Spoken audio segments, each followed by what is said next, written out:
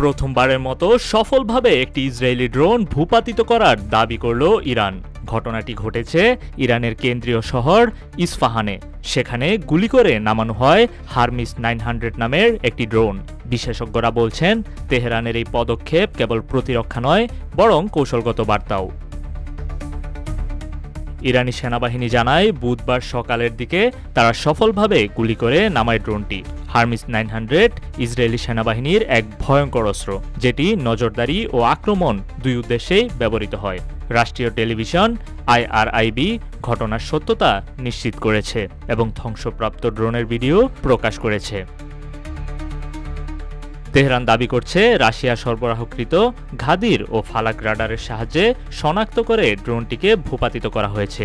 যদিও ইরান ইসরায়েলের মতো উন্নত প্রতিরক্ষা প্রযুক্তি ব্যবহার করে না, তবে এই সাফল্য তাদের সক্ষমতার নতুন অধ্যায় হিসেবেই ধরা হচ্ছে।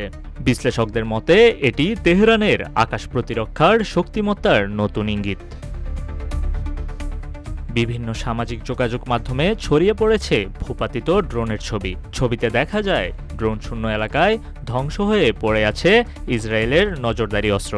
আগেও ড্রোন ভূপাতিত করার দাবি করেছে ইরান, তবে এবারই প্রথমবার ছবিসহ প্রমাণ দেখানো হয়েছে। ঘটনাটি শুধু একটি ড্রোন ধ্বংস নয়, বরং এক প্রতীকী বার্তা। তেহরান জানিয়ে দিল, তারা কেবল ভূমিতেই নয়, আকাশেও প্রস্তুত। বিশ্ব এখন তাকিয়ে আছে ইসরায়েলের জবাবের দিকে। এই সংঘাত কি প্রযুক্তির লড়াইয়ে সীমাবদ্ধ থাকবে, নাকি ছড়িয়ে পড়বে আরও গভীরে?